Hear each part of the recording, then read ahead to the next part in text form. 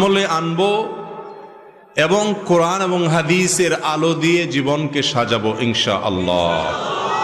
আল্লাহ তাআলা আমাদের সবাইকে তৌফিক দান করুন।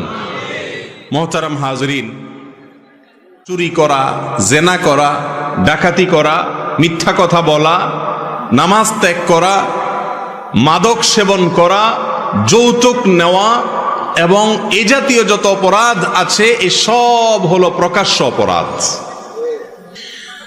খুব সামান্য সংখ্যক কিছু অপরাধ আছে যেগুলো মানুষ করে কিন্তু দেখার কোনো উপায় নাই, দেখা যায় না, ভেতরে ভেতরে করে। সেই অপরাধগুলো সম্পর্কে আমাদের সমাজে বেশিরভাগ মানুষের জানাশোনাই নেই। সেগুলো যে গুনাহ, সেগুলো যে পাপ, সেগুলো যে অপরাধ, সেগুলো যে কবিরা গুনাহ, সেই ধারণাই আমাদের অনেকের মধ্যে নাই। আপনি যদি কোনো রোগকে রোগ মনে করেন তাহলে সে রোগ থেকে চিকিৎসার রাস্তা আপনি খুঁজে বের করবেন। আর যদি কোনোটাকে আপনি রোগই মনে না করেন তাহলে তো আপনি সেটা ট্রিটমেন্ট করানোর কোনো চেষ্টাও করবেন না। তাহলে বোঝা গেল প্রকাশ্য অপরাধের চাইতে অনেক বেশি ডেঞ্জারাস, ভয়াবহ হলো ওই সমস্ত পাপ, ওই সমস্ত অপরাধ, ওই সমস্ত নফরমানি, ওই সমস্ত গুনাহ যেগুলো মানুষ ভেতরে ভেতরে করে। কারণ সেগুলো যে গুনাহ সেই চেতনাই মানুষের মধ্যে নাই। সময়ত ভাইরা আমার, আর এই জন্য আল্লাহ রাব্বুল আলামিন বলেছেন, আল্লাহর প্রিয় বান্দা হতে হলে, জান্নাতের মালিক হতে হলে, জাহান্নাম থেকে নিষ্কৃতি পেতে হলে, খাঁটি মুসলিম হতে হলে শুধু উপর দিয়ে ফিটফাট হইলে হবে না। উপর দিয়ে ফিটফাট হওয়ার পাশাপাশি ভেতরটাও ফিটফাট হতে হবে। আর যাদের উপরটা ফিটফাট, ভেতরটা সদরঘাট, সে কখনো খাঁটি মুসলিম হতে পারে না। আল্লাহ তাআলা আমাদের উপর এবং ভেতর, বাহির এবং ভেতর সবগুলোকে সংশোধিত করার তৌফিক দান করুন, বলুন আমিন। মুহতারাম হাজরিন, যে সমস্ত গুনাহ মানুষ ভেতরে ভেতরে করে, এই সমস্ত গুনাহ এর মধ্য থেকে একটা হলো হিংসা। সিরিয়ালে অনেকগুলো বলা যাবে কিন্তু আমি মাত্র এক দুইটা নিয়ে আজকে আলোচনা করব, খুব বেশি সময় নেব না। হিংসা এটা একটা গুনাহ, সগীরা গুনাহ না, কবিরা গুনাহ। এই হিংসা নাই এমন কোন মানুষ আছে? কঠিন। কারোর মধ্যে মাত্রা বেশি, কারোর মধ্যে কম, কিন্তু কম বেশ হিংসা সবার ভেতরে থাকে। ইল্লা মার রাহিমা রাব্বি, আল্লাহর কিছু খাঁটি বান্দা, তাদের কথা ব্যতিক্রম। যারা হাসাদ, কোরআনের ভাষায়, হাদিসের ভাষায় এটাকে বলা হয়েছে হাসাদ, বাংলায় বলি আমরা হিংসা। এই হিংসা নামক রোগ থেকে পরিচ্ছন্ন এবং মুক্ত মানুষের সংখ্যা একেবারেই কম। আপনি নামাজি রোজাদার মানুষ পাবেন, হজ করা মানুষ পাবেন, ফজর পর্যন্ত ওয়াজ করতে রেডি আছে, প্রস্তুত আছে, এরকম মানুষও পাবেন। কিন্তু মনটাকে হিংসা থেকে মুক্ত করা মানুষ পাওয়া বড় কঠিন। এই হিংসাটা, এটার পরিচয় হলো অন্য কারোর ভালো দেখলে নিজের ভিতরে অস্থির লাগা, অন্যের ভালো দেখলে নিজের কষ্ট লাগা, খারাপ লাগা, এটাকে বলে কি? হিংসা। এই রোগটা আমাদের মধ্যে আছে না নাই? প্রত্যেকটা মানুষ কারোর না কারোর সাথে তার একটা কম্পিটিশন থাকে, একটা প্রতিযোগিতা থাকে। যার সাথে তার প্রতিযোগিতা থাকে ওই লোকটা একটু আগায় গেলে, ভালো পারলে, কোনো অ্যাচিভ হলে, কোনো ভালো অর্জন করলে আপনার মনের ভেতরে যদি জ্বালা পোড়া শুরু হয়, আপনি যদি মনে মনে কামনা করেন তার ক্ষতিটা হোক, তাহলে এটার নাম হলো হিংসা। এই হিংসা কি সওয়াবের কাজ না গুনার কাজ? সগীরা গুনাহ না কবিরা গুনাহ? কবিরা গুনাহ। কিরকম কবিরা গুনাহ জানেন? আল্লাহু আকবার। রাসূল করিম সাল্লাল্লাহু আলাইহি ওয়াসাল্লামের বিভিন্ন হাদিস থেকে বোঝা যায় হিংসা মানুষের ভালো ভালো নেকামলগুলোকে ভেতরে ভেতরে, ক্যান্সার যেরকম ভেতরে ভেতরে মানুষকে শেষ করে দেয়, মানুষের নেকামলগুলোকে ভেতরে ভেতরে সব নষ্ট করে দেয়। আগুন যেরকম কাঠকে জ্বালিয়ে পুড়িয়ে ভস্ম করে ছাই করে ফেলে দেয়, ঠিক একইভাবে হিংসা নামক ব্যাধি যদি কারোর অন্তরে থাকে, ভেতরে থাকে, এটা দেখা যায় না, এটা গোপন গুনাহ, তাহলে মানুষের সমস্ত নেকামলকে ভেতরে ভেতরে শেষ করে দেয়। সে আমল করে করে পাহাড় জমায়, এদিকে হিংসার কারণে তার সমস্ত আমল ছাই হয়ে যায়, বরবাদ হয়ে যায়। ভাইরা আমার, এই জন্য হিংসা নামক এই ভাইরাস থেকে নিজের বুকটাকে পরিচ্ছন্ন করার চেষ্টা করতে হবে। আল্লাহ তাআলা আমাদেরকে তৌফিক দান করুন। রাসূল করিম সাল্লাল্লাহু আলাইহি ওয়াসাল্লাম বলেছেন, আবু হুরায়রা রাদিয়াল্লাহু তাআলা হাদিস বর্ণনা করেছেন, লা তাহাসাদু, ও মুসলমানরা তোমরা একে অন্যের প্রতি হিংসা করো না। নবীজি নিষেধ করেছেন, এজন্য হিংসা করা হারাম। ওয়ালা তানাজাসু, তোমরা একে অন্যের বেচাকেনাতে মধ্যখান দিয়ে ঢুকে ডিস্টার্ব করিও না, ক্ষতি করিও না, প্রতারণা করিও না। ওয়ালা তাবাগাদু, এবং তোমরা একে অন্যের প্রতি শত্রুতা অন্তরে রাখিও না। ওয়াকুনু ইবাদাল্লাহি ইখওয়ানা, আর তোমরা আল্লাহর বান্দা ভাই ভাই হয়ে থাকো। এখন কারোর সাথে আপনার শত্রুতা নাই এমন কোন মানুষ আছে? শত্রুতা যে অন্তরের ভেতরে রাখি আমরা, এটা তো দেখা যায় না। দেখা যায়? মুশকিল হলো, উপর দিয়ে আপনি হাসতেছেন, মুস্কি হাসি দিচ্ছেন, অথচ তলে তলে আপনি তার প্রতি আপনার শত্রুতা আছে, আপনার হিংসা আছে। এই রোগটা দেখা যায় না, হিংসাটা দেখা যায় না। এই জন্য এটা বাতিনি গুনাহ, ভেতরের গুনাহ।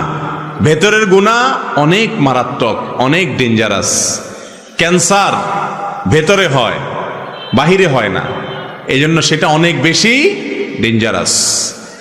প্রিয় ভাইরা আমার, হিংসার গুনাহ, এটা থেকে নিজেকে পবিত্র করা না গেলে যত নেকামল আপনি করেন, যত ভালো কাজ আপনি করেন, যত তেলাওয়াত জিকির আপনি করেন, আল্লাহ রাব্বুল আলামিনের কাছে ওই আমলের সওয়াব পাওয়ার আশা করা বড় কঠিন। জান্নাতি মানুষ, তাদের মার্কা কি জানেন? জান্নাতি মানুষদের একটা বড় মাপের মার্কা হলো তারা নিরীহ কিসিমের হবে। একবার রাসূল করিম সাল্লাল্লাহু আলাইহি ওয়াসাল্লাম সাহাবীদেরকে বললেন, তোমরা একটু অপেক্ষা করো, একটু পরে একটা লোককে দেখতে পাবে যে লোকটা জান্নাতি। এখন জান্নাতি নবী করিম সাল্লাল্লাহু আলাইহি সাল্লাম রীতিমতো বলে দিচ্ছে নিশ্চয়তার সাথে যে একটু পর একটা লোক আসবে এখানে, তোমরা খেয়াল করো কে আসে, যে আসবে সেই লোকটা জান্নাতি। সাহাবা একরাম যারা জান্নাতের পাগল, এই কথা শুনে তারা তো সবাই অত্যন্ত সতর্কতার সাথে অপলক দৃষ্টিতে চেয়ে আছে কে আসে। দেখা গেল একজন লোক, যে লোকটাকে দেখে তারা ব্রু কুচকাতে লাগলেন। সবাই মনে করেছেন এটা বোধহয় আবু বকর, ওমর, উসমান, আলী, এরকম সিনিয়র কোন বড় সাহাবী, তারাও জান্নাতি সুসংবাদ প্রাপ্ত ইনশাআল্লাহ।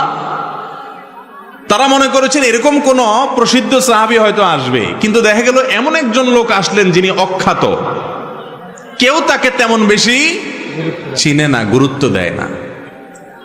নবী করিম সাল্লাল্লাহু আলাইহি সাল্লামের এই কথা শোনার পর সাহাবা একরাম চিন্তা করলেন, নবীজি যেহেতু বলেছেন লোকটা জান্নাতি, তার মুখ থেকে সুসংবাদ পাওয়া, অতএব গুলি মিস হলে এটা তো মিস হতে পারে না, এই লোকটা তো জান্নাতি অবশ্যই হবে। তাহলে কি এমন আছে তার ভেতরে যে সেই গুণের কারণে সে জান্নাতি? এই জন্য সাহাবা একরাম দের একটা দল কয়েকজন মিলে ওই সাহাবীর বাসায় সিসি ক্যামেরা বসাইলেন। সিসি ক্যামেরা মানে আজকালকার যুগে সিসি ক্যামেরা না, মানে মনিটরিং বসাইলেন। তারা খবর নিতে শুরু করলেন যে এই লোকটা কি করে। ওনারা মনে করছেন এই লোক বোধহয় সারাদিন রোজা রাখে আর সারা রাত দাঁড়িয়ে নামাজ কালাম পড়ে, এই জন্য কি নামাজ পড়ে, কি দোয়া পড়ে রাত্রে, এটা জেনে তারাও জান্নাতি হবেন সে আশায় ওই সাহাবীর ব্যক্তিগত জীবনকে পর্যবেক্ষণ করা শুরু করলেন। বহু চেষ্টা করে কয়েক রাত পর্যন্ত তার বাড়ির আশেপাশে অবস্থান নিয়ে সাহাবীরা তেমন কিছু উদ্ঘাটন করতে পারলেন না। দেখলেন না, এশা পড়ে যায়, শুয়ে যায়, আবার ফজরের সময় মসজিদে আসে, হয়তো বড় জোর তাহাজ্জুদটা পড়ে, আর বাকি রাত্রে তো নাক ডাকে আমাদের মতো ঘুমায়। লোকটা জান্নাতি, নবীজির মুখ থেকে সংবাদ পেয়ে গেল, কাহিনীটা কি? ওনারা নিজেরা উদ্ধার করতে যখন ব্যর্থ হলেন, এবার ওই লোকটাকে ধরছেন সাহাবীরা, যায় বলছেন, ভাই তোমার সম্পর্কে নবীজি এরকম কথা বলেছেন, কি এমন আমল তুমি করো আমাদেরকে একটু বলে দাও ভাই। জান্নাত তো আল্লাহ তাআলার অনেক বড় জান্নাত, আমাদেরকেও আল্লাহ দিলে তোমার তো আর ক্ষতি হবে না। এই কথাটা সাহাবীরা বলেন নাই, এটা বোঝাতে চেয়েছেন এবং বলেছেন, ভাই বলে দাও কি আমল করো তুমি যে তোমার সম্পর্কে এত বড় সার্টিফিকেট রহমতুল্লিল আলামিন আল্লাহ রাসূল সাল্লাল্লাহু আলাইহি ওয়াসাল্লাম স্বয়ং দিয়ে দিয়েছেন, কি করো তুমি বলো। লোকটা সাহাবীদের কথা শুনে, তিনিও সাহাবী, তিনি বললেন যে ভাই বিশ্বাস করো আমি স্পেশাল কিছুই করি না, তোমরা যা করো আমিও তা করি। ইসলামে অতিরিক্ত কোনো কিছু করার তেমন কোনো সুযোগও নাই, সবকিছু রেডিমেড। আল্লাহ এবং তার রাসূল সাল্লাল্লাহু আলাইহি ওয়াসাল্লামের পক্ষ থেকে সবকিছু রেডিমেড। তোমরা 5 ওয়াক্ত নামাজ পড়ো, ভাই আমি 6 ওয়াক্ত পড়ি না, আমিও 5 ওয়াক্ত পড়ি। তোমরা রমজানের রোজা রাখো, আমিও রমজানের রোজা রাখি। বিশেষ কিছুই আমি করি না, এমনকি অনেক নফল আমল টামলও যে আমি করি এমনও কিছু না। তবে একটা জিনিস আছে আমার, সেটা হলো আমার এই বুকে আল্লাহর জমিনে কোনো মানুষের জন্য আমার কারোর প্রতি আমার কোনো দুঃখ, কষ্ট, শত্রুতা, হিংসা বলতে কিচ্ছু নাই। কেউ আমাকে যদি একটা গালিও দেয় তো আমি একেবারে ফ্রেশ মনে থাকে মাফ করে দিই। কেউ যদি আমার পেছনে শত্রুতাও করে আমি হাসি মুখে উড়াই দিয়া তার জন্য আমার অন্তরটাকে পরিষ্কার করে ফেলাই। কাউকে দেখে যদি আমার কষ্ট হয়, হিংসা হয়, আমি তার জন্য আরো বেশি করে দোয়া করি। এক কথা, আমার অন্তরটাকে আমি পরিচ্ছন্ন করছি। এই একটা আমল আছে স্পেশাল, হয়তো বা এই কারণে আল্লাহ তাআলা আমাকে মর্যাদা দিয়েছেন। ভাইরা আমার, কি বুঝতে পারলেন? জান্নাতি যে লোক হবে তার তসবির দানা হবে 1000, তাই না? তসবির দানা তো 100 আছে, 33টার আছে, আবার কিছু আছে অনেক বড় তসবি, দেখছেন নি? বাপখানা এমন যে কয়েক মাইল লম্বা হবে। তসবির সাইজ বড় হলে জান্নাতি হওয়ার গ্যারান্টি এমন কোনো কথা আছে না। দাড়ির সাইজ লম্বা হইলেও জান্নাতি হবে এমন কোনো গ্যারান্টিও, তাই বলে আবার দাড়ি না রেখে জান্নাতে যাওয়ার আশা করেন না। জান্নাতি লোকের জান্নাতে যাওয়ার সবচেয়ে সহজতম উপায়গুলোর মধ্যে থেকে একটা হলো নিজের কলবটাকে, অন্তরটাকে পরিষ্কার করে ফেলা। কাজটা কি সহজ না কঠিন? সহজ বলতেছেন? পাশের বাসার ছেলেটা এসএসসি পরীক্ষায় A+, গোল্ডেন A+ পাইছে, আপনারটা শুধু A পাইছে, A- পাইছে, কেমন লাগে তখন বলেন? মনে হয় যে আমারটা A- পাইছে, বুঝলাম, ওইটা A পাইতো, গোল্ডেন A+ পাইছে, এই দুঃখ সহ্য করি কোত্থেকে? এরকম অবস্থা আমাদের মনে হয় কি হয় না? ভাইরা আমার, লেবাসে পোশাকে মুসলমানের অভাব নাই এদেশে। আমার মতো, আপনার মতো এরকম লেবাস পোশাকে মুসলমানের সংখ্যা এদেশে আলহামদুলিল্লাহ কম। ভেতর থেকে মুসলমান এর সংখ্যা এই দেশে অনেক কম। মালিক আমাদের অন্তরগুলোকে আপনি পরিষ্কার করে দেন। একজন খাঁটি মুসলমান, একজন জান্নাতি মানুষের অন্তরে কারোর প্রতি শত্রুতা, বিদ্বেষ, হিংসা থাকতে পারে না। মানুষ শত্রুতা করবে, চলতি পথে বহুত লোক আপনার শত্রুতা করবে, সবাই তো ফেরেশতা না, কিন্তু আপনার কাজ হলো সবার জন্য ক্ষমার দরজাটাকে একেবারে উন্মুক্ত করে দেওয়া। ভাইরা আমার, হিংসুক যখন অন্যের ভালো দেখে হিংসা করে তখন কি সে নিজে সুখী হয় না দুঃখী হয়? আরো কারোর ভালো দেখে যদি আপনার ভেতরে জ্বলে, গ্যাস্ট্রিকের কারণে ভেতরে জ্বললে যেরকম কষ্ট হয়, কারোর ভালো দেখলে ভেতরে জ্বললে সেই জ্বালাতেও নাকি ভালো লাগে? কষ্ট হয়।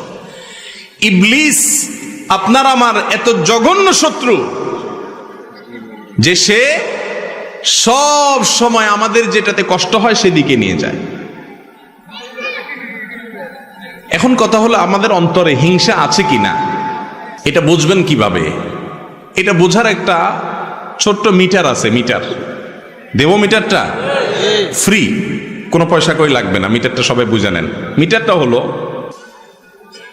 আপনার সাথে যাদের কম্পিটিশন আছে না, এই যে মিডিয়ার ভাইরা ক্যামেরা কতগুলো সেট করে বসে আছে, ওনাদের মধ্যে পারস্পরিক কম্পিটিশন আছে না? কার চ্যানেলে কত বেশি সাবস্ক্রাইবার হয়, কত বেশি ভিউ হয়। এখন মনে করেন এক ক্যামেরাওয়ালা ভাই দেখলো আরেক ক্যামেরাওয়ালা ভাইয়ের চ্যানেলে ভিউর পরিমাণ অনেক বাড়ছে। তখন যদি তার ভেতরে কষ্ট হয়, চিনচিন করে একটু জ্বলে বুকের ভিতরে, তাহলে বুঝতে হবে কি হচ্ছে? হিংসা হচ্ছে। ওনাদেরটা দিয়ে বুঝাইলাম, আপনারা জোরে জি বলে নিজেদেরকে পাক মনে করেন না, আমরা সবাই এই রোগের রোগী। একজনের ভালো দেখার পরে যার সাথে আপনার কম্পিটিশন হয়, প্রতিবেশীর সাথে হয়, ভাই বোনে হয়, এমনকি বন্ধু বান্ধবের মধ্যে হয়, আলেমদের মধ্যেও আর একটু বেশি হয়। ঠিক না বে? ঠিক। ভালো দেখতে পারে না। একজনের মাহফিলে লোক বেশি হলে আরেকজন বলে যে আমি দেখা দিতাম চান্স পাইলে। এই সমস্ত রোগ আমাদের মধ্যে আছে না নাই? আল্লাহু আকবার। ভাইরা আমার, এই হিংসা এত ডেঞ্জারাস ইবাদত, এত ডেঞ্জারাস অপরাধ, গুনাহ, যে এটা দেখা যায় না। ইয়া বড় দাড়ি, লম্বা রুমাল, বিশাল বড় পাগড়ি, লম্বা জুব্বা, সবই ঠিক আছে, কিন্তু ভিতরে ভিতরে হিংসার ডিব্বা। হতে পারে কি পারে না বলেন? ভাইরা আমার, অন্যের ভালোর খবর শোনার পরে, কারোর ভালো দেখার পরে যদি ভেতরটা চিন করে জ্বলে ওঠে, তাহলে এই মিটার দিয়ে বুঝবেন যে আপনার অন্তরে কি আছে? হিংসা নামক রোগ আছে। এই রোগ অন্তরে থাকলে আপনি কখনো সুখী হতে পারবেন না। আরেকজনের ভালো দেখার পর যদি আপনার ভেতরে কষ্ট হয়, এর মানে হলো আপনার ভেতরে কুফুরির দানা আছে। কিসের দানা? কুফুরির দানা। কুফুরি বুঝেন? আল্লাহ তাআলাকে অস্বীকার করা কত ডেঞ্জারাস বিষয়। আল্লাহর অস্বীকারের দানা আছে আপনার ভিতরে। কিভাবে বুঝবেন? আল্লাহ রাব্বুল আলামিন যদি ওনাকে কোনো ভালো কিছু দেয়, অনেক ভালো কিছু দিলেন, এটা দিছে কে? আল্লাহ। আপনার যদি জ্বলে, আপনার যদি কষ্ট হয়, আপনার ভেতরে যদি অস্থিরতা লাগে, পেরেশানি লাগে, চিনচিন করে, হিংসা হয়, তার মানে আল্লাহর যে ফয়সালা, আল্লাহর যে বন্টন, আল্লাহ যে তাকে দিয়েছেন, আপনি আল্লাহর এই ফয়সালাকে মানতে পারতেছেন না। এটা এক প্রকারের অস্বীকৃতি না? এই জন্য বললাম, হিংসা এই রোগটি মূলত মানুষের অন্তরে কুফরির দানা থেকে সৃষ্টি হয়। আমরা হয়তো খেয়ালও করি না, সবাই কম বেশি রোগের রোগী। সৃষ্টি জগতে প্রথম অপরাধ কি হয়েছে জানেন? গোটা সৃষ্টি জগতে আল্লাহর প্রথম নাফরমানি কোনটা হয়েছে জানেন? কোন গুনাহটার শর্ত হয়েছে বলতে পারেন কেউ? হিংসা দিয়ে যেহেতু আলোচনা করতেছি, অতএব এটাই হবে। চালাক আছেন আপনারা? হ্যাঁ ভাই, আল্লাহ সৃষ্টি জগতে সর্বপ্রথম অপরাধ সেটা হলো এই হিংসা। মিস্টার ইবলিস যখন আল্লাহ তাআলা তাকে সিজদা করার নির্দেশ করলেন আদমকে, তার ভেতরে কি হয়েছে? হিংসা হয়েছে। খলাকতানি মিন নার ওয়া খলাকতাহু মিন তিন। তাকে মাটি থেকে তৈরি করছেন আল্লাহ, তাকে আমি সিজদা করব, এত মর্যাদা মাটির। হিংসা হয়েছে। এই হিংসার পরবর্তী গুনাহটা হয়েছে তাকাব্বুর, অহংকার। সেখান থেকে হয়েছে কুফরি। হিংসার মতো অপরাধ, যেটাকে আমরা অপরাধ মনেই করি না, জেনাকে অপরাধ মনে করি, চুরিকে অপরাধ মনে করি, মাদককে অপরাধ মনে করি, নামাজ ছাড়াকে অপরাধ মনে করি, বেপরদাকে অপরাধ মনে করি, গালিগালাজকে অপরাধ মনে করি, মানুষ হত্যাকে অপরাধ মনে করি, কারণ এগুলো সব দৃশ্যমান। কিন্তু হিংসা নামক অপরাধ, যে অপরাধ ছোট কোনো অপরাধ নয়, আমল বিনাশী অপরাধ, সেটাকে আমরা অপরাধ মনে করি না। ভাইরা আমার, আজ থেকে আপনার বুকে নিজে হাত দিয়ে চিন্তা করবেন, কল্পনা করবেন, ভাববেন কারোর ভালো দেখলে আপনার জ্বলে কিনা। পারবেন না ইনশাআল্লাহ? যে যদি দেখেন যে হ্যাঁ কারোর ভালো দেখলে আপনার ভেতরে জ্বলে, তাহলে বুঝতে হবে আপনার ভেতরে হিংসা আছে, এটাকে নোট করে ফেলবেন। নোট করার পর প্রতিজ্ঞা করবেন যে এই হিংসা আমি দূর করব। দূর করা ভেরি ইজি। রোগ ধরাটা হলো মূল। আপনি যদি ধরতে পারেন যে আপনার অন্তরে অমুকের প্রতি হিংসা আছে, ওনার প্রতি হিংসা আছে, এটা যদি আপনি ধরতে পারেন, তাহলে ইনশাল্লাহ ট্রিটমেন্ট ভেরি ইজি। আমি ট্রিটমেন্ট বলতেছি একেবারে সহজ, কিন্তু আগে আপনাকে খুঁজে বের করতে হবে কার প্রতি আমার হিংসা হয়। খুঁজে বের করার পর দ্বিতীয় কাজ হলো চিন্তা করবেন, আমি যদি হিংসা করি তাহলে কেমন যেন আমি আল্লাহর ফয়সালাকে অস্বীকার করলাম। ঠিক না? ঠিক বলেন। আল্লাহ তাআলা পাশের বাসার আমার প্রতিবেশীর ছেলেকে মেয়েকে ভালো রেজাল্ট দিয়েছেন, এই দানটা তো আল্লাহর, তো আমার আল্লাহ দিয়েছেন, আমার যদি কষ্ট লাগে তার মানে আল্লাহর বন্টনটাকে আমি মানলাম না। ডেঞ্জারাস ব্যাপার, কুফরি। এটা মানুষকে আস্তে আস্তে ওই ইবলিসকে যেরকম কাফের বানিয়ে দিয়েছে, আস্তে আস্তে মানুষকে কুফরি পর্যন্ত নিয়ে যায়। এই কথার যখন চিন্তা করবেন তখন ইনশাআল্লাহ নিজের ভেতরে হিংসা দূর হওয়ার প্রাথমিক পদক্ষেপ চলে আসবে, যে এটা তো আল্লাহর বন্টন, আমি হিংসা করে কি লাভ হবে? হিংসুক হিংসা করে পৃথিবীর কারোর কোনো ক্ষতি করতে পারে না। বরং আপনি কি করবেন, ওই মালিকের সাথে কথা বলা শুরু করবেন। বলবেন, মালিক তুমি তাকে দিয়েছ, তোমার ভান্ডারে তো কোনো কমতি নাই, তাকে দিয়েছ তার জন্য আমার কোনো কষ্ট নাই, আরো দাও, কিন্তু আমাকেও দাও সাথে মালিক। ব্যাস, এটার নাম হলো গিবতা, বাংলা বলে ঈর্ষা। এটা খারাপ না, এটা জায়েজ আছে। কারোর ভালো দেখছেন, দেখার পরে বললেন যে আল্লাহ তাকে আপনি দিয়েছেন, এটা নিয়ে আমার আপত্তি নেই মালিক, আপনি সিদ্ধান্ত নিয়েছেন দেওয়ার, অতএব নিশ্চয়ই এর ভেতরে কল্যাণ আছে, আপনার ফয়সালার প্রতি আমার কোনো অভিযোগ নাই মালিক, তাকে দিয়েছেন আরো দেন, আমাকেও দেন। হলো কি? ঈর্ষা। এই ঈর্ষাটা হিংসার মতো নিন্দনীয় বা খারাপ না। যদি আপনার মনের ভেতরে কারোর প্রতি হিংসা হয়, আল্লাহর কসম করে বলতেছি, পরীক্ষা করে দেখেন, নিজের ভেতরে অ্যাপ্লাই করে দেখেন, প্রয়োগ করে দেখেন। যদি আপনি হিংসার রোগ ধরতে পারেন যে অমুকের উন্নতিতে আমার ভেতরে জ্বালা পড়া শুরু হয়েছে, এরপরে আল্লাহর সাথে যদি কথা বলেন, আল্লাহ ওনাকে দিয়েছেন, ভালো কথা, আমি আপনার নাখান্দা গোলাম, আমার হয়তো উপযুক্ততা নাই, তার হয়তো কোনো গোপন ভালো আমলের কারণে তাকে দিয়েছেন, আল্লাহ আমাকেও দেন। এভাবে যদি আল্লাহর সাথে কথা বলেন, দেখবেন যে হিংসা অর্ধেক মন থেকে এমনি দূর হয়ে গেছে। এরপরে দ্বিতীয় যে কাজটা করবেন তা হলো, তারপরেও যদি দেখেন না চিনচিন করে জ্বলে, এবার অ্যান্টিবায়োটিক দিবেন। অ্যান্টিবায়োটিক কি জানেন? অ্যান্টিবায়োটিক হলো নিজের প্রতি নিজের সংগ্রাম। এবার এটাকে বলে আত্মসংগ্রাম। নিজের বিরুদ্ধে নিজে যুদ্ধ করতে হবে। এখন এবার আপনাকে অ্যান্টিবায়োটিকে যেতে হবে, অপারেশনও বলতে পারেন।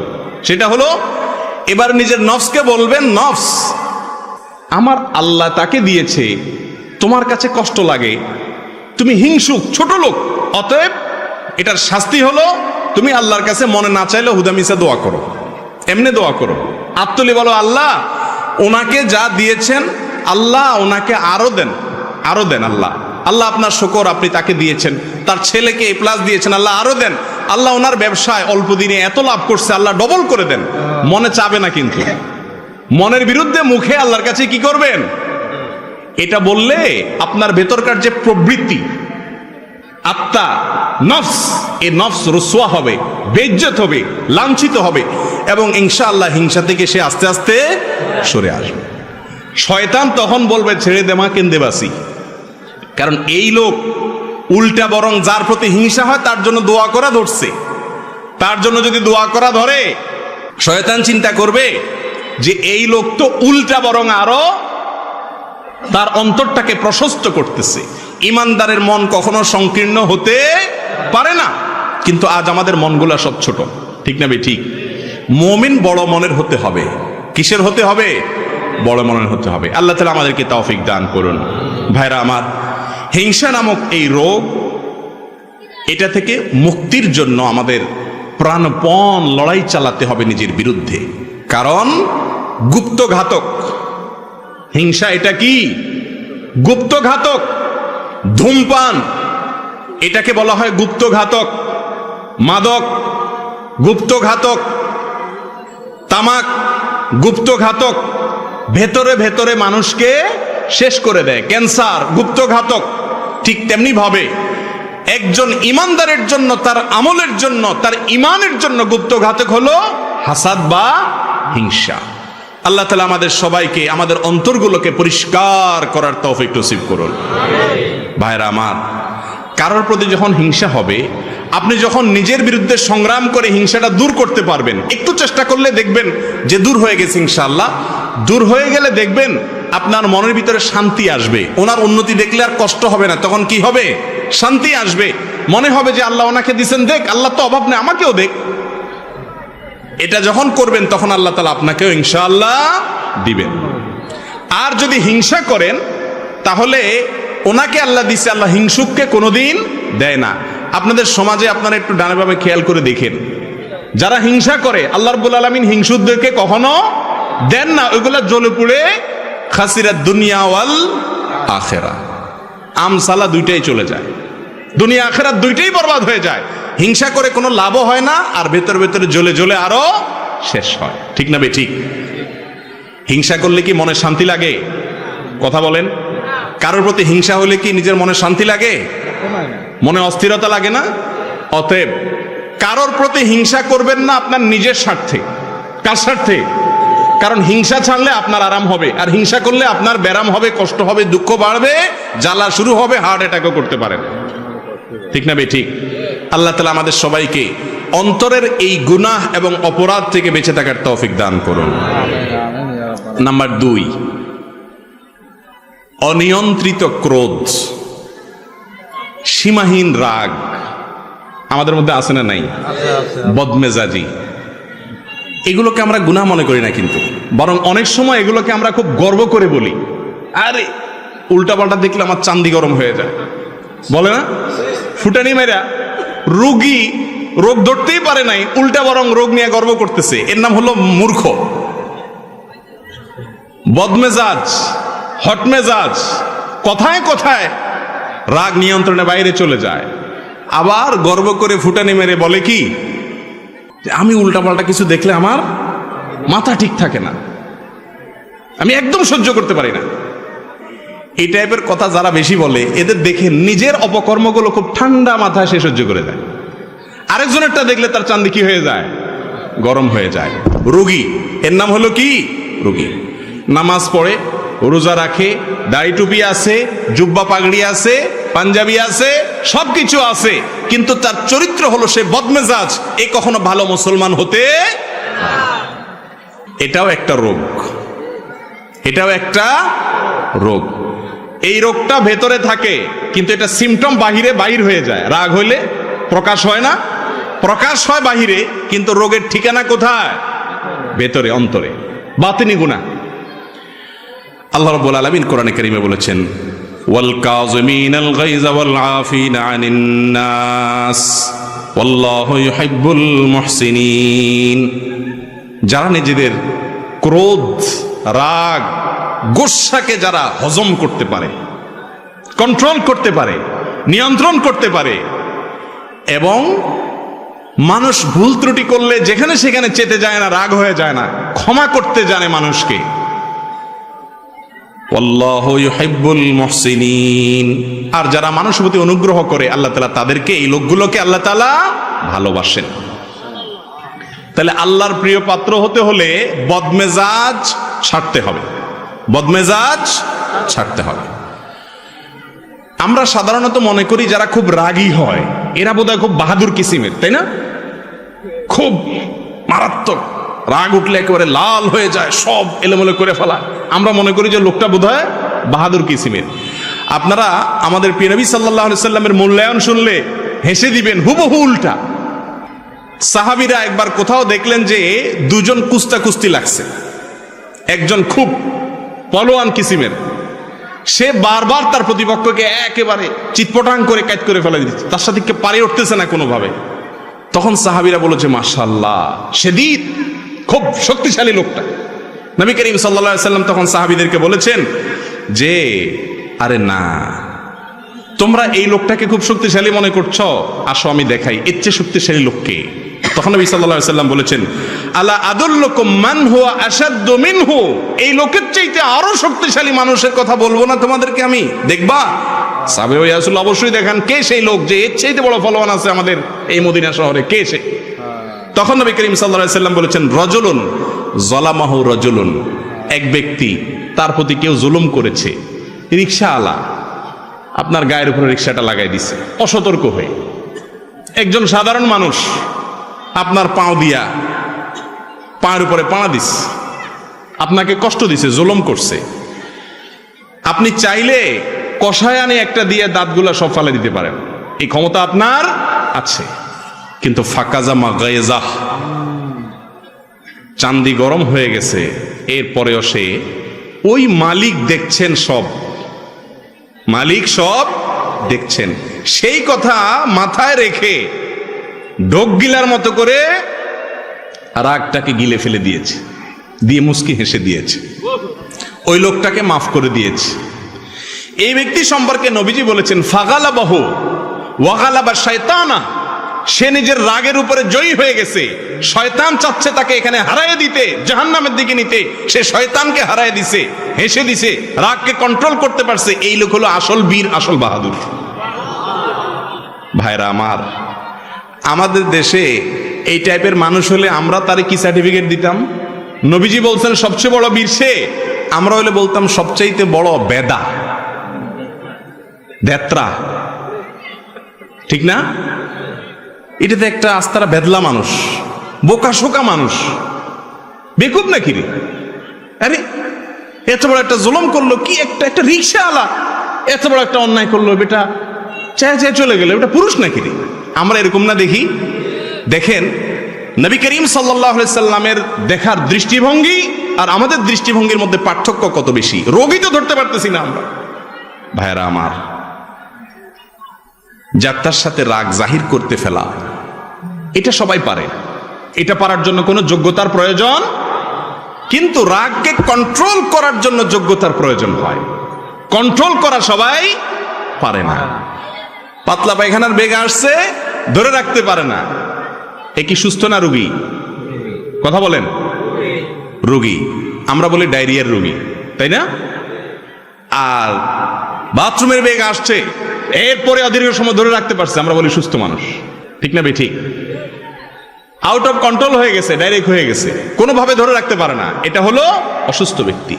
রাগ আসলে চান্দি গরম হয়ে যায়, ভাঙচুর শুরু করে, এলোমেলো করে ফেলে সব, মাথা গরম হয়ে যায়, হট মেজাজ হয়ে যায়। তার মানে এই ডায়রিয়ার রোগীর মতো রোগী কন্ট্রোল করতে পারে না, এটার স্ক্রু ঢিলা। স্ক্রু কি? আপনারা মনে করেন স্ক্রু বেশি টাইট, ওইটা একটু বেশি ঢিলা। স্ক্রু ঢিলা দেখেই সে হট হয়ে যায়। কথা বুঝেন নাই? বদমেজাজ যে তার স্ক্রু টাইট না ঢিলা? বিশ্বাস হয় না আপনাদের? কারণ স্ক্রুটা যদি টাইট থাকতো তাহলে তার কন্ট্রোলিং পাওয়ার থাকতো, সাথে সাথে ব্রেক দিতে পারতো, যেখানে সেখানে রাগ দেখাইতো না। ভাইরা আমার, এই রোগটা আজকাল অনেক বেশি। বড়রা তো বড়রা, ছোট বাচ্চা কাচ্চা, 3 বছরের 4 বছরের বাচ্চা কাচ্চা যেগুলো আছে, সব অভিভাবকদের একটাই কথা, মারাত্মক রাগী, ঠিক না বেঠিক? বাপ মা আবার এমন স্টাইলে বলে, মনে হয় যে খুব গর্বিত, ঠিক না? বলে যে মারাত্মক রাগী ছেলেটা, ডেঞ্জারাস রাগী। ও ছেলে যে রোগী এটা সে নিজেও টের পাচ্ছে না, ঠিক না বেঠিক বলেন?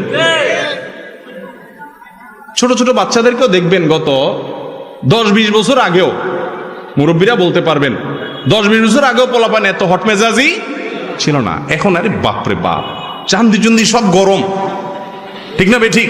কোনো ঠান্ডা মানুষ টানুষ নেই, চুলের তো নুন বেশ করলে ভাঙচুর শুরু করে দেয়। হ্যাঁ, তার সিনারিও দেখার জন্য সবাই অস্থির হয়ে যায়, ঠিক না বেঠিক? এর অবশ্য অন্য কারণ আছে। এর কারণ কি জানেননি? ওইটা আরেক রোগ। এটা হলো মোবাইলে গেমস পোলাপানকে দিতে দিতে, গেমসে কি দেখে? গেমসে যা দেখে সব হলো কি? মারামারি, কাটাকাটি, সামনে আসছে ঠুস ঠুস মারো, ঠিক না বেঠিক?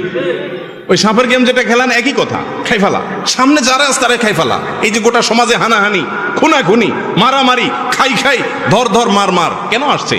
এগুলোর অনেক কারণের ভিতরে একটা ছোটখাটো কারণ এটাও, যে আমাদের এই গেমসের ফিতনা আমাদের বাচ্চাগুলোকে ক্রেজি করে দিচ্ছে, এদেরকে উগ্র করে দিচ্ছে, বদমেজাজ করে দিচ্ছে, কোনো কিছু মানতে রাজি না, সামনে যা পাবে ধর্মার কা। বুঝেন নাই কথা? আল্লাহ তাআলা আমাদের সবাইকে সুস্থ মানসিকতা অর্জন করার তৌফিক নসিব করুন। বলছিলাম ক্রোধের কথা, ছোট বাচ্চারাও এখন বদমেজাজি। ভাইরা আমার, রাগ খারাপ জিনিস না, রাগ মূলত খারাপ জিনিস। রাগকে নিয়ন্ত্রণ করতে না পারা, এটা হলো খারাপ জিনিস। এই জন্য আল্লাহ রাব্বুল আলামিনের ভাষা দেখবেন, ওলামা ইকরাম মজা পাবেন, জানেন ওয়াল কাযিমিনাল গাইজ, আল্লাহ বলেছেন যারা রাগকে সংবরণ করে। কাজম এর মানে হলো মশক। মশক আগের যুগে পানি রাখার জন্য চামড়ার যে এখন ফুদে বড় করার বালিশ আছে না কিছু, এখন আজকাল পাওয়া যায় মেডিসিনের দোকানে, গরম পানি রাখার জন্য ওইগুলোর মধ্যে। তো এটার মধ্যে হট ওয়াটারের যে ব্যাগ, এই ব্যাগের মধ্যে পানি রাখলে সেটা যাতে বের না হয়, এটার জন্য সিবিটিভি ভালো করে আটকানো, এটাকে বলা হয় কাজম, নিয়ন্ত্রণ করা, কন্ট্রোল করা। আল্লাহ তাআলা বলেছেন ওয়াল কাযিমিনাল গায়জ, যারা তাদের ক্রোধকে, রাগকে এরকম নিয়ন্ত্রণ করে, ওই হট ওয়াটার ব্যাগ থেকে যেরকম এক ফোঁটা পানি বের হতে দেয় না ব্যাগে, ঠিক তেমনি ভাবে যেই ব্যক্তি তার রাগ আছে ঠিকই, যখন তখন সেটাকে বের করে দেয় না। যখন যতটুকু দরকার হয় হট ওয়াটারের ব্যাগ খুলে মানুষ ঢালে, সেও যেখানে যতটুকু দরকার হয় ততটুকু রাগ জাহির করে, যেখানে সেখানে রেগে যায় না, কন্ট্রোল করতে পারে। এই ব্যক্তির প্রশংসা আল্লাহ করেছেন। আল্লাহ বলেন নাই ওয়াল আদিমিনাল গায়জ, আল্লাহ কিন্তু বলেন নাই ওয়াল আদিমিনাল গায়জ। আদিমিনাল গায়জ মানে যাদের রাগ নাই, তাদের প্রশংসা আল্লাহ করেন নাই। একেবারে ভেদলা রাগটা কিচ্ছু নাই, বেদামাস, এটার প্রশংসা নাই।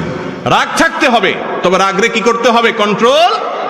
আপনার রাগের চোটে মায়ের সামনে মুখটা খারাপ করে ফেলে দিলেন, রাগের চোটে একটা গালি বের হয়ে গেল, রাগের চোটে বাপকে ঝাড়ি দিয়া বসলেন, রাগের চোটে একজন মুরব্বির সাথে বেয়াদবি করে বসলেন, রাগের চোটে একজন দুর্বল মানুষকে একটা থাপ্পড় দিয়ে বসলেন। দুনিয়াতে মাস্তানি করবেন, কিয়ামতের ময়দানে এসব ওয়াজ টোয়াজ শোনায় কাজে আসবে না, কোরআন তেলাওয়াত জিকির আজকার কাজে আসবে না। ওই থাপ্পড়ের কারণে নেকামল দিয়ে সে লোকরে নিজে ভিক্ষুকের মতো, ফকিরের মতো জাহান্নামে নিক্ষিপ্ত হইতে হবে। এত সহজ না জান্নাত। নিজের বিরুদ্ধে সংগ্রাম করা শিখতে হবে। আল্লাহ তাআলা আমাদের সবাইকে মানুষের মতো মানুষ হওয়ার তৌফিক দান করুন। একজন মানুষ প্রকৃত অর্থে ভালো মুসলমান হইতে হলে আগে ভালো মানুষ হইতে হবে। ভালো মানুষ হওয়া ছাড়া ভালো মুসলমান হওয়ার কোনো পথ খোলা নাই। অতএব রাগকে সংবরণ করতে হবে। এক সাহাবী এসে বলতেছেন, ইয়া রাসূলুল্লাহ, আমাকে একটু উপদেশ করেন, আমাকে একটা উপদেশ করেন। আমরা তো এখন উপদেশ চাই না, হুজুরদের কাছে যাই শুধু দোয়া চায়, হুজুর একটু দোয়া করিয়েন। আজ পর্যন্ত আমি দেখি নাই, আমি তো ছোট মৌলবী, মুরব্বীরা আরো বড় মৌলবী সাহেবরা ভালো জানেন, সাধারণ মানুষ আসে কি বলেনি কি, হুজুর আমাকে একটা নসিহত করেন, কোন আমলটা করবো বা কি করব। এগুলা পাওয়া যায় সচরাচর? সব শুধু দোয়া চায়, কারণ মনে করে যে হুজুররা দোয়া করে দিলে আমি আকাম কুকাম যাই করি না কেন শর্টকাট হইতে মন আল্লাহ পার করে দিবে। বুঝছেন নি? বাঙালি সব জায়গায় আমরা শুধুমাত্র শর্ট রাস্তা খুঁজি, সোজা রাস্তায় কোথাও যাইতে রাজি না। আখিরাতের ক্ষেত্রে একই কথা, হুজুরদের দোয়া নিয়ে শর্টকাটে যেতে চাই, নিজে সোজা হইতে রাজি। সাহাবী জিজ্ঞাসা করতেছে, ইয়া রাসূলুল্লাহ আউসিনি, আমাকে একটু ওসিয়ত করেন, উপদেশ করেন। নবী করিম সাল্লাল্লাহু আলাইহি সাল্লাম বলেছেন, তোমার জন্য উপদেশ হলো লা তাগদাব, গোসা করবে না। সাহাবী চিন্তা করলেন, আরে কি একটা কথা হলো, এটা একটা আমল হলো নি, গোসা করো না, তুমি এতবার সুবহানাল্লাহ বলিও, এই দোয়াটা পড়িও, এরকম কিছু হয়তো হবে। নবীজি এটা কি বললেন? তখন বললেন, আবার বললেন, ইয়া রাসূলুল্লাহ আউসিনি, আমাকে একটু ওসিয়ত করেন। নবী করিম সাল্লাল্লাহু আলাইহি সাল্লাম আবারও তাকে বললেন, দ্বিতীয় দফায়ও তোমার জন্য ওসিয়ত হলো লা তাগদাব, গোসা করবা না, বদমেজাজি দেখাবা না। আবার ওসিয়ত চাইলেন, একই ওসিয়ত করলেন, কারণ নবীজি বুঝতে পেরেছেন যে এই রোগটার মধ্যে বদমেজাজির রোগ আছে, এজন্য তাকে ওই ট্রিটমেন্ট দিয়েছেন। অন্য একটা হাদিসে আছে, রাসূল করিম সাল্লাল্লাহু আলাইহি সাল্লাম একজনকে বলেছেন, লা তাগদাব ওয়ালাকাল জান্নাহ, রাগ করো না, জান্নাত তোমার। সুবহানাল্লাহ।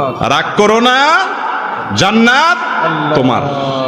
ভাইরা, আবার যত সহজে বলে ফেললাম, একটু চিন্তা করেন তো কথাটা কত ওজনী। রাগ করো না, জান্নাত তোমার। তার মানে যদি তুমি ফরজ আমলগুলো করার পরে, বড় বড় কবিরা গুনাহ থেকে বাঁচার পরে নিজের রাগকে যদি সংবরণ করতে পারো, নিয়ন্ত্রণ করতে পারো, যেখানে সেখানে জেদ না দেখাও, জুলুম না করো, বদমেজাজি না করো, তাহলে সেক্ষেত্রে তোমার জান্নাতের গ্যারান্টি হয়ে গেল। কত বড় ব্যাপার চিন্তা করে দেখেন। আল্লাহ তাআলা আমাদের সবার রাগগুলোকে সংবরণ করার তৌফিক নসিব করুন। ভাইরা আমার, রাগ তিন প্রকার। এক প্রকারের রাগ প্রশংসনীয়, এক প্রকারের রাগ নিন্দনীয়, আরেক প্রকারের রাগ অনুমোদিত অর্থাৎ জায়েজ। প্রশংসনীয় রাগ আছে। কোন রাগ? আল্লাহর হুকুম লঙ্ঘন হতে দেখলে রাগ করা, তাও নিয়ন্ত্রিত হইতে হবে, অনিয়ন্ত্রিত না। ছেলে নামাজ পড়ে না, মা বাপ তুলে গালি দিলেন, এ রাগ কি প্রশংসনীয় হবে?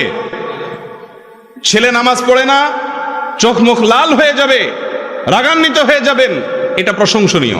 কিন্তু রাগান্বিত হয়ে যদি মুখ দিয়ে গালি বাইর হয়ে যায় তাহলে শেষ, অনিয়ন্ত্রিত হয়ে গেল, ডায়রিয়ার রোগী। কথা বুঝতে পারছেন?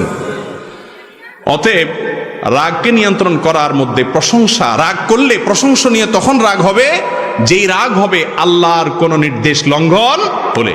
প্রিয় নবী করিম সাল্লাল্লাহু আলাইহি সাল্লাম কখনো সাধারণত রাগ করতেন না।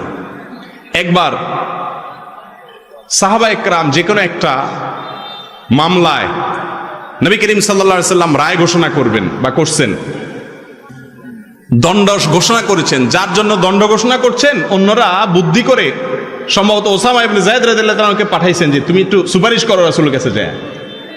রাসূল আকরাম সাল্লাল্লাহু আলাইহি সাল্লাম এই কথা শুনে অগ্নিশর্মা হয়ে গেলেন, তার মুখ লাল হয়ে গেল রাগে। আল্লাহর নির্দেশ আমি বাস্তবায়ন করছি, আল্লাহর শাস্তি দণ্ডের ঘোষণা দিয়েছি, আমাকে এই জায়গায় এসে সুপারিশ করতেছো তোমরা? আল্লাহর দণ্ড থেকে সরে যাবো আমি? তার মানে আল্লাহর আদেশের বিরুদ্ধে কেউ যাবে, এই কথা শুনলে চোখের সামনে দেখলে রাগ হয়ে যেতেন কিনে, কিন্তু রাগে লাল হয়ে যেতেন, কাউকে খারাপ কথা বলতেন না। এখন তো রাগ হলে এক নম্বরের কাজ হলো গালি, আর যদি গায়ে একটু জোর থাকে তাহলে হাত। ঠিক না বে ঠিক? ভাইরা আমার, এ দাপট সারা জীবন থাকবে না। যুবক ভাইরা আমার, এই শক্তি সারা জীবন থাকবে না। যৌবন কালটা ভাইরে ওয়ান টাইম, জীবনে একবার আসে, চলে যায়, আর আসবে না। যৌবনকালে জুলুম করবেন, পশুর মতো আচরণ করবেন, সমাজে বিশৃঙ্খলা করবেন, অশান্তি করবেন, সন্ত্রাস করবেন, মানুষকে কষ্ট দিবেন, বদমেজাজি দেখাবেন, গায়ের জোর খাটাবেন, মাস্তানি করবেন, প্রভাব খাটাবেন। আল্লাহ রাব্বুল আলামিন সবকিছু দেখছেন। ছাড় দেন কিন্তু ছেড়ে দিবেন না। ছাড় দেন আমার মালিক, কিন্তু ছেড়ে দিবেন না। সাবধান। প্রশংসনীয় রাগ হলো আল্লাহর হুকুম নষ্ট হতে দেখলে, অন্যায় দেখলে রাগ করা। তবে সবচেয়ে বেশি রাগ করবেন নিজের বিরুদ্ধে। একদিন ফজর নামাজ পড়তে পারেন নাই, ঘুম থেকে উঠতে পারেন নাই, অলসতা এসে গেছিল, ঘুম থেকে উঠার পরে নিজের প্রতি জেদ করে, রাগ করে নিজেকে নিজে শাস্তি দেন, ঠিক আছে আজকে তাহলে এর প্রতিবাদ স্বরূপ আমার দ্বারা কেন নামাজ ছুটলো, এর প্রতিবাদ স্বরূপ আগামী 24 ঘন্টা ফেসবুক ব্যবহার করব না। হাসতেছেন দেখি, হাসির কথা না তো। যুবকদের জন্য ফেসবুকে রেস্ট্রিকশন আসা, এটা কিন্তু অনেক বিশাল বড় একটা শাস্তি। এটা বিশাল বড় একটা শাস্তি। ওই যে আমেরিকার প্রেসিডেন্ট ট্রাম্পের ফেসবুক টেসবুক সব বন্ধ করে দিছে না কত ঘন্টার জন্য?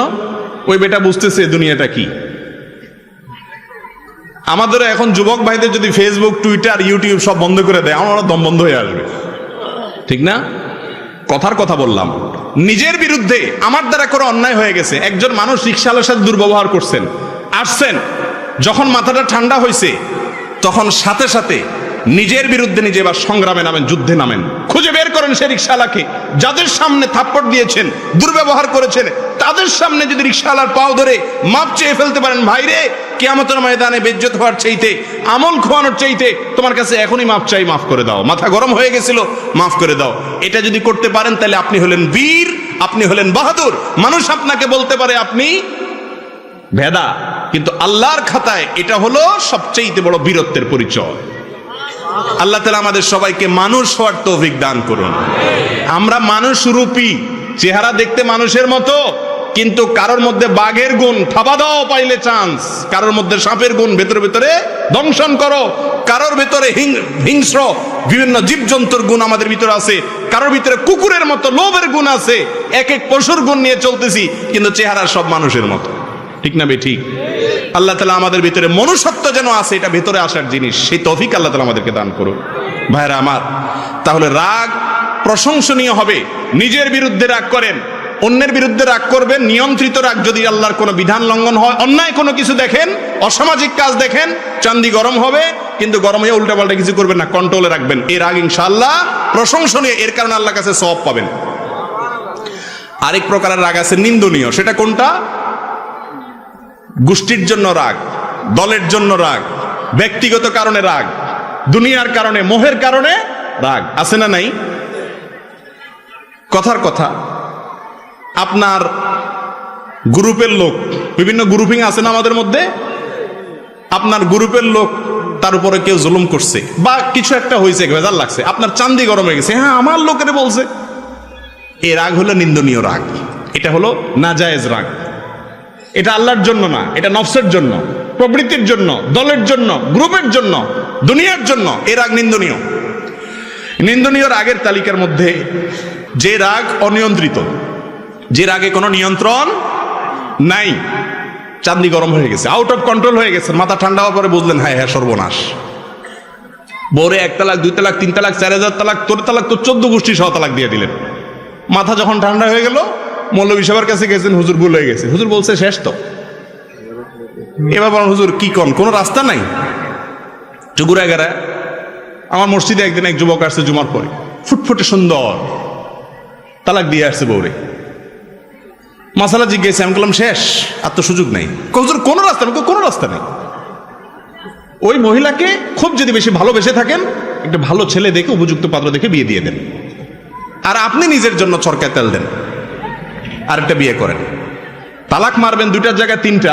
আমার এক হুজুর ছিলেন খুলনাতে, হুজুরের কাছে তালাকের মাসালা জিজ্ঞাসা করতে আসলে ওনার গদির নিচে একটা ব্যাট থাকতো। সরকারি অফিসার আসছে না কোনো ব্যবসায়ী আসছে, এসব দেখা দেখি নাই। চোখ বন্ধ করে আগে উড়াদুড়া মায়ের, তালাকের মাসালা পরে দমসে আগে মায়ের দিয়া হুজুর হাঁফায় উঠলে এরপর ব্যাটটা থেকে ক এবার ক মাসালা। এটা কামাজ পাস না, যেখানে সেখানে আকাম কুকাম করে যায়, বউর উপরে সব রাগ জাড়স। কিছু বেহায়া নির্লজ্জ পুরুষ আছে এই সমাজে। এই নির্লজ্জ পুরুষরা কিছু না হইলে বউর উপরে 1 তালাকা দেয় না, একসাথে শত শত হাজার হাজার তালাক মারে। ওমর রাদিয়াল্লাহু তাআলা বেঁচে থাকলে এগুলোর ধইরা শুধু বেত্রাঘাত না, এগুলোর ঝুলায় বাঁধায় পিটাইত।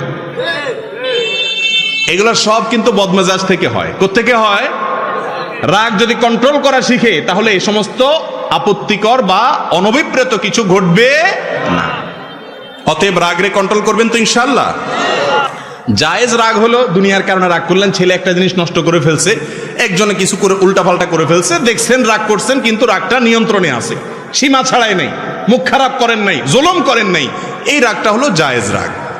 এবার আসেন পরিশেষে যেটি বলতে চাই তা হলো রাগ নিয়ন্ত্রণ করবেন কিভাবে, ঔষধ কি? এতক্ষণ তো রোগের কথা বললাম, এবার আসেন ঔষধের কথা বলে শেষ করি। ঔষধ হলো, 1 নম্বরের ঔষধ হলো, রাগ যখন উঠবে আউযু বিল্লাহি মিনাশ শাইতানির রাজিম পড়বেন। কি পড়বেন? আউযু বিল্লাহি মিনাশ শাইতানির রাজিম। সাথে সাথে দেখবেন রাগের মিটার 99 ডিগ্রি থেকে একেবারে ধাপ করে দেখবেন 0-তে চলে আসছে।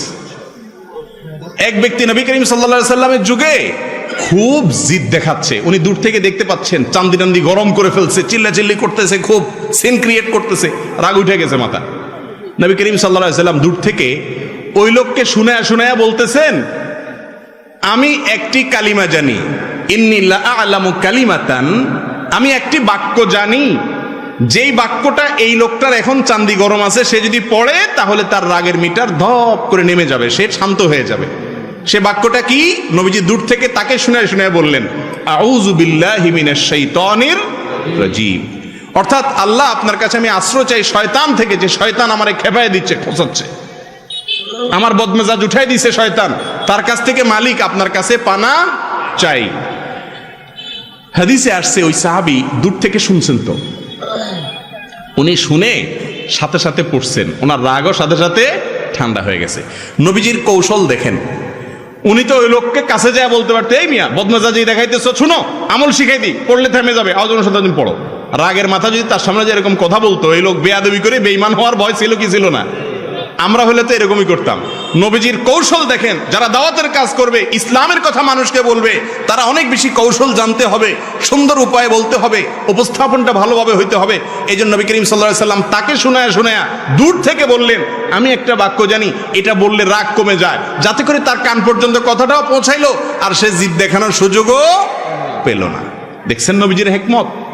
এমনি এমনি গোটা পৃথিবী 23 বছরে পরিবর্তন করে ফেলার নাই। আল্লাহ তাআলা তাকে কি দিয়েছেন? হিকমা দিয়েছেন। ভাইরা আমার, তো এই জন্য রাগ আসলে রাগকে নিয়ন্ত্রণ করার জন্য, রাগ কমানোর জন্য কয়েকটা আমলে কথা বলবো। 1 নম্বরের আমল হলো কি? আউযু বিল্লাহি মিনাশ শাইতানির রাজিম পড়া। কোরআন থেকে দলিল নেন এটা সপক্ষে। আল্লাহ রাব্বুল আলামিন বলেছেন, ইম্মা ইয়ানজাগান্নাকা মিনাশ শাইতানি নাযগুন ফাস্তাইজ বিল্লাহি মিনাশ শাইতানির রাজিম।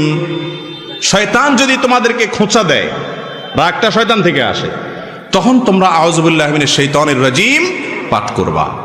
একটা ওষুধ হয়ে গেল। নাম্বার 2, অবস্থার পরিবর্তন করা।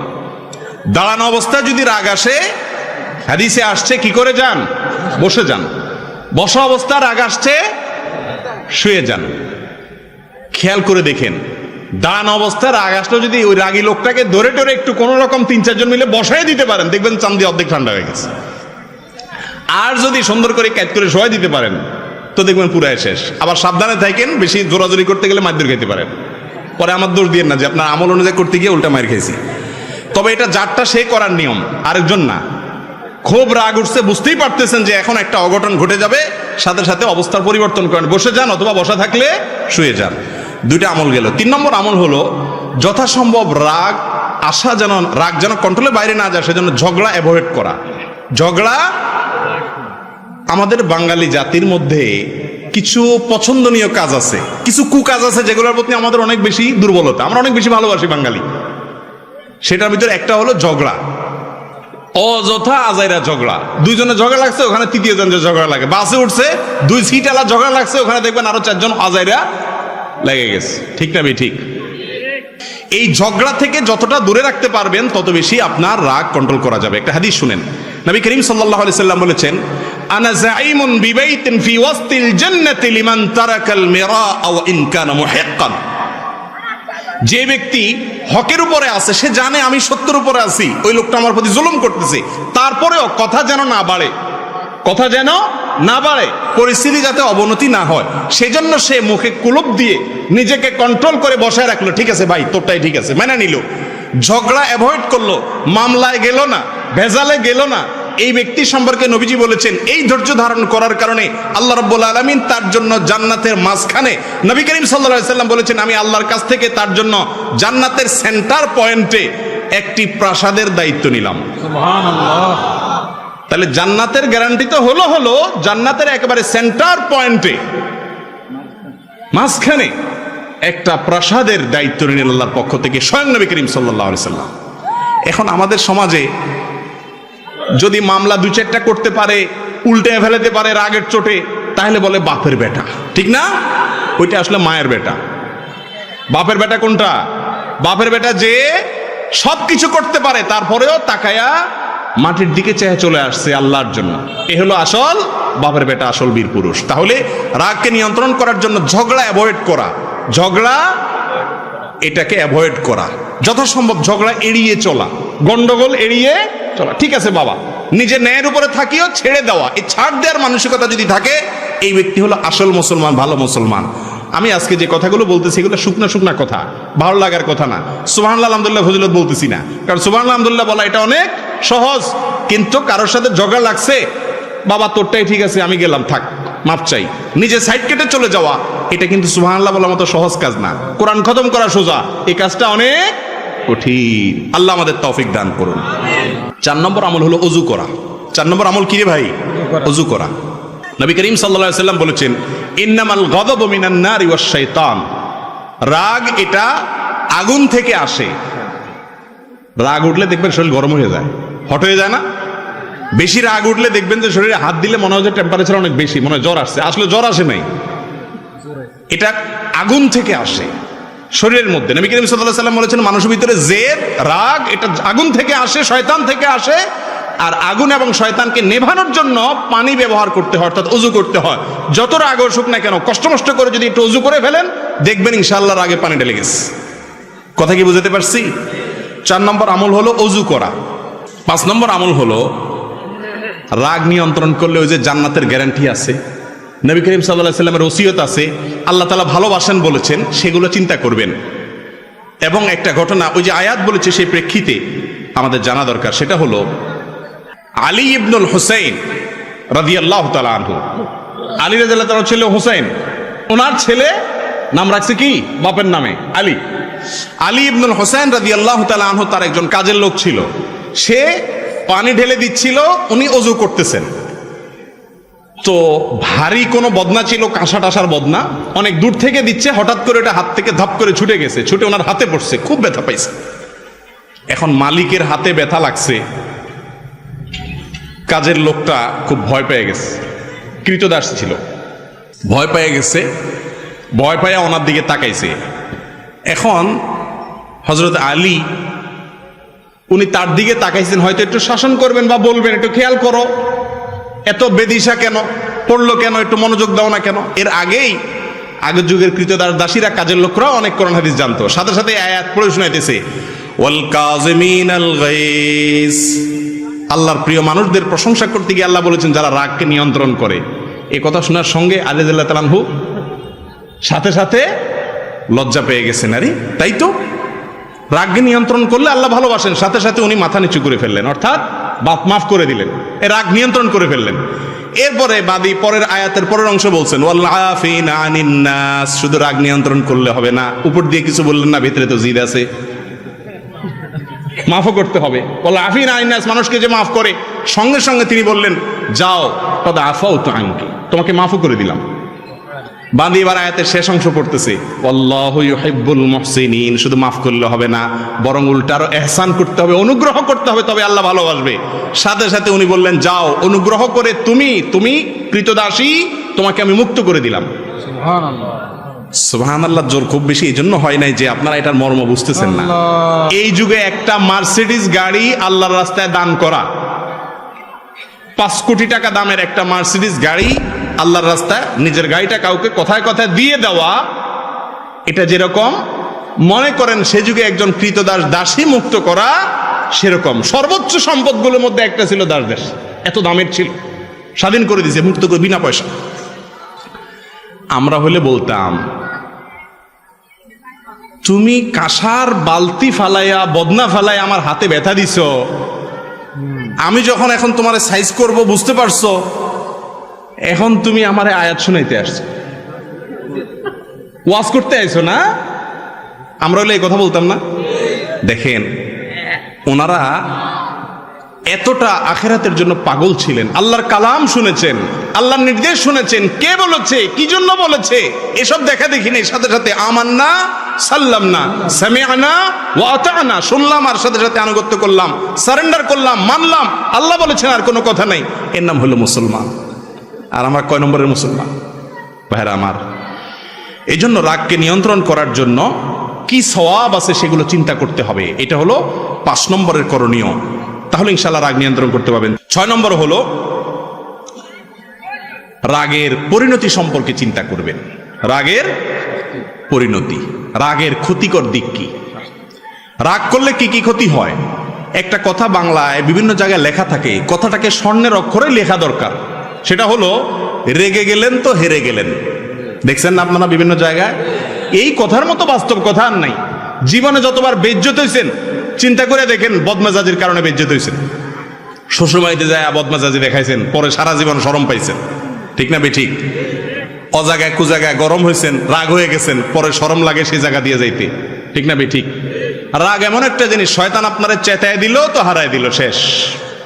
এই জন্য চেতনা আসলে এর ক্ষতিকর দিক কি, আখিরাতের ক্ষতি, দুনিয়ার ক্ষতি, এগুলো চিন্তা করবেন, তাহলে ইনশাআল্লাহ আল্লাহ তাআলা আপনাকে উত্তম পুরস্কার দিবেন, রাগ কন্ট্রোল করার ক্ষমতা দিবেন।